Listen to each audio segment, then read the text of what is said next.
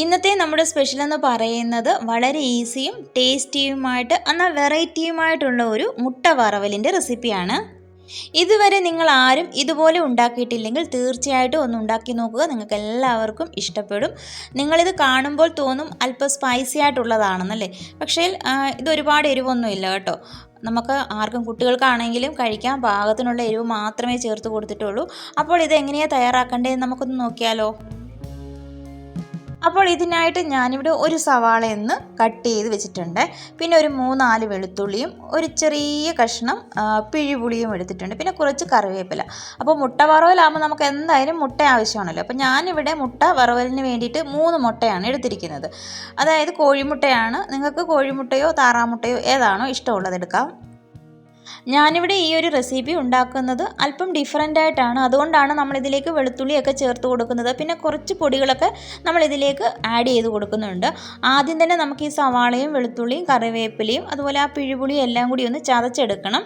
അപ്പോൾ ഒരു മിക്സിയുടെ ചെറിയ ജാറിലേക്ക് നമുക്ക് ആദ്യം തന്നെ സവാള ഇട്ട് കൊടുക്കാം.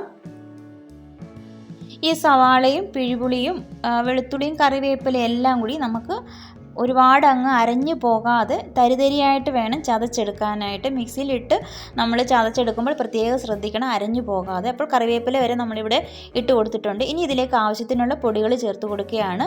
1/4 ടീസ്പൂൺ അളവിൽ പെരിഞ്ജീരകത്തിൻ്റെ പൊടിയാണ് ചേർത്ത് കൊടുത്തിരിക്കുന്നത്. എരിവിനായിട്ട് ഞാനിവിടെ കാശ്മീരി മുളക് പൊടിയാണ് ചേർത്ത് കൊടുത്തിരിക്കുന്നത്. ഇത് ചേർക്കുമ്പോൾ നല്ലൊരു കളറൊക്കെ കിട്ടും. അതുകൊണ്ടാണ് ഈ ഒരു മുളക് പൊടി ചേർത്ത് കൊടുക്കുന്നത്. 2 സ്പൂൺ അളവിലേ ചേർത്ത് കൊടുത്തിട്ടുള്ളൂ. അത് കഴിഞ്ഞാൽ പിന്നെ നമുക്കൊരല്പം ഗരം മസാലപ്പൊടി ചേർത്ത് കൊടുക്കാം. ഒരുപാട് ചേർത്ത് കൊടുക്കല്ലേ, കുറച്ച് മാത്രം ഒരു 1/4 ടീസ്പൂൺ അളവിൽ ചേർത്ത് കൊടുത്താൽ മതി. അതിനുശേഷം 1/4 ടീസ്പൂൺ അളവിൽ മഞ്ഞൾപ്പൊടിയും കൂടി ചേർത്ത് കൊടുത്തിട്ടുണ്ട്. ഇനി നമുക്കിതെല്ലാം കൂടി ഒന്ന് ചതച്ചെടുക്കാം. ഇതാ ഞാനിവിടെ ഒന്ന് ചതച്ചെടുത്തിട്ടുണ്ട്. ഈ ഒരു രീതിയിൽ വേണം നമ്മൾ ചതച്ചെടുക്കാനായിട്ട്. ഒരുപാട് അങ്ങ് അരഞ്ഞു പോകരുത്. മിക്സിയിലിട്ട് അരയ്ക്കുമ്പോൾ ശ്രദ്ധിക്കണം. അതാണ് ഞാൻ നേരത്തെ പറഞ്ഞത്, അരഞ്ഞു പോകാതെ ചതച്ചെടുക്കുകയാണ് ചെയ്യേണ്ടതെന്ന്. ഒരു കടായി അടുപ്പിലേക്ക് വെച്ച് കൊടുത്തിട്ടുണ്ട്. ഇതിലേക്ക് 1 ടേബിൾ സ്പൂൺ അളവിലാണ് എണ്ണ ഒഴിച്ചു കൊടുത്തിരിക്കുന്നത്. അതിനുശേഷം നമ്മൾ എടുത്ത് വെച്ചിരിക്കുന്ന മുട്ടയൊന്ന് പൊട്ടിച്ച് ഇതിലേക്ക് ഒഴിച്ചു കൊടുക്കുകയാണ്. മുട്ട നമ്മൾ ഒഴിച്ചു കൊടുത്തതിന് ശേഷം പെട്ടെന്ന് തന്നെ ഇളക്കരുത്. ഒരു 3-4 സെക്കൻഡ് കഴിഞ്ഞതിന് ശേഷം പതിയെ ഒന്ന് ഇളക്കി കൊടുത്താൽ മതി. അതല്ലാതെ പെട്ടെന്ന് കുനുകുനാന്നങ്ങ് ഇളക്കി കൊടുക്കരുത്. വളരെ സാവധാനത്തിൽ ഇതുപോലെ വേണം ഇളക്കി കൊടുക്കാനായിട്ട്.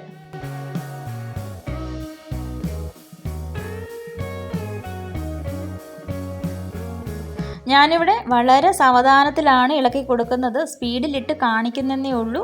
അപ്പോൾ ഇതുപോലെ ഒന്ന് ഇളക്കി കൊടുത്തിട്ട് ഒരു 2-3 മിനിറ്റ് കൊണ്ട് നല്ലതായിട്ട് ഇത് വെന്ത് കിട്ടിക്കോളും. ഒരുപാട് സമയമൊന്നും വേണ്ട. തീ നന്നായിട്ട് കുറച്ചിട്ടിട്ട് വേണം ഇത് ചെയ്യാനായിട്ട്.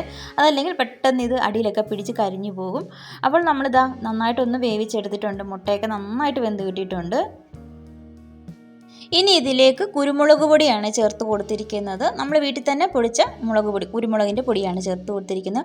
1 ടീസ്പൂൺ അളവിൽ ചേർത്ത് കൊടുത്തിട്ടുണ്ട്. ഇതിൻ്റെ കൂടെ തന്നെ നമുക്ക് മുട്ടയ്ക്ക് ആവശ്യത്തിനുള്ള ഉപ്പൊടി ചേർത്ത് കൊടുത്തതിന് ശേഷം നല്ലതുപോലെ ഒന്ന് ഇളക്കി കൊടുക്കാം.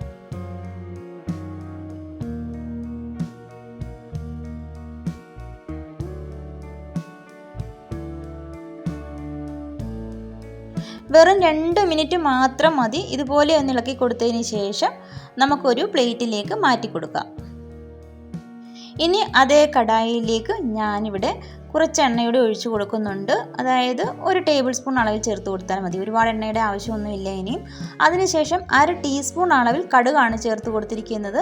അത് കഴിഞ്ഞാൽ പിന്നെ നമ്മൾ ചതച്ച് വെച്ചിരിക്കുന്ന ആ അരപ്പുണ്ടല്ലോ, അത് ഇതിലേക്ക് ചേർത്ത് കൊടുത്തിട്ടുണ്ട്. പിന്നെ ആ മിക്സിയുടെ ജാറൊക്കെ ഒന്ന് കഴുകിയിട്ട് ആ ഒരു അരപ്പ് വെള്ളം കൂടി ഇതിലേക്ക് ഒഴിച്ചു കൊടുത്തിട്ടുണ്ട്. നമ്മുടെ ആ സവാളയുടെയും വെളുത്തുള്ളിയുടെയും ഒക്കെ ആ പച്ചമണമൊക്കെ ഒന്ന് നന്നായിട്ട് മാറി അതൊന്ന് നന്നായിട്ട് വെന്ത് കിട്ടണം. അതിന് വേണ്ടിയിട്ട് കുറച്ച് വെള്ളം കൂടി ഒഴിച്ചു കൊടുത്തിട്ട് നന്നായിട്ടൊന്ന് ഇളക്കി കൊടുക്കുക. ഇനി നമുക്കിതൊന്ന് നല്ലതുപോലെ ഒന്ന് തിളച്ച് വറ്റി വരണം. ഇതിലേക്ക് ആവശ്യത്തിനുള്ള ഉപ്പുപൊടി ചേർത്ത് കൊടുത്തിട്ടുണ്ട്. നമ്മൾ മുട്ട നന്നായിട്ടൊന്ന് ഇളക്കിയപ്പോൾ അതിലേക്ക് മുട്ടയ്ക്ക് ആവശ്യത്തിനുള്ള ഉപ്പ് ചേർത്ത് കൊടുത്തു. പിന്നെ ഇപ്പോൾ നമ്മൾ അരപ്പിന് ആവശ്യത്തിനുള്ള ഉപ്പാണ് ചേർത്ത് കൊടുത്തിരിക്കുന്നത്. കുറച്ച് കറിവേപ്പിലയും കൂടി ചേർത്ത് കൊടുത്ത് നന്നായിട്ട് ഇളക്കി ചെറിയ തീയിലിട്ട് നല്ലതുപോലെ ഇതൊന്ന് വറ്റിച്ചെടുക്കാം.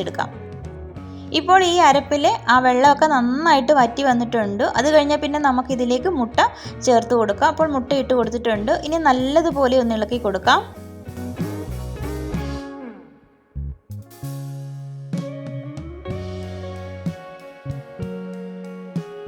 ഈ മുട്ടയിലേക്ക് അരപ്പൊക്കെ നന്നായിട്ട് പിടിക്കുന്നതിന് വേണ്ടി നല്ലതുപോലെ ഒന്ന് ഇളക്കി കൊടുക്കുക. ഒട്ടും വെള്ളമയമില്ലാതെ നല്ല ഡ്രൈ ആക്കി വേണം നമുക്കിത് എടുക്കാനായിട്ട്.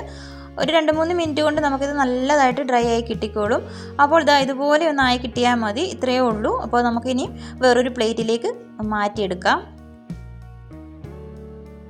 അപ്പോൾ ഇത്രയേ ഉള്ളൂ. വളരെ ഈസി അല്ലേ ഇത് തയ്യാറാക്കാനായിട്ട്.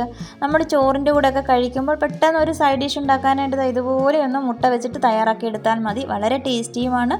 എന്നാൽ വളരെ ഡിഫറെൻ്റ് ആയിട്ടാണ് നമ്മളിത് ഉണ്ടാക്കിയിരിക്കുന്നത്. അപ്പോൾ നിങ്ങൾക്ക് ഇഷ്ടമായിട്ടുണ്ടെങ്കിൽ ലൈക്ക് ചെയ്യാൻ മറക്കല്ലേ. സബ്സ്ക്രൈബ് ചെയ്തിട്ടില്ലെങ്കിൽ പ്ലീസ് ഒന്ന് സബ്സ്ക്രൈബ് ചെയ്ത് ഒന്ന് സപ്പോർട്ട് ചെയ്തേക്കണേ. ഇത് നമുക്ക് ചോറിൻ്റെ കൂടെ മാത്രമല്ല കേട്ടോ, നമുക്ക് ചപ്പാത്തിയുടെ കൂടെ ഒക്കെ കഴിക്കാൻ പറ്റിയതാണ്. അപ്പോൾ നിങ്ങളുടെ അഭിപ്രായങ്ങളൊക്കെ മറക്കാതെ കമൻറ്റ് ബോക്സിൽ അറിയിക്കുക. ഇതുപോലെയുള്ള ഈസി റെസിപ്പികളുമായിട്ട് ഞാൻ വേഗം വരുന്നതാണ്. അപ്പോൾ കണ്ടുകൊണ്ടിരുന്ന എല്ലാവർക്കും താങ്ക്സ് ഫോർ വാച്ചിങ്.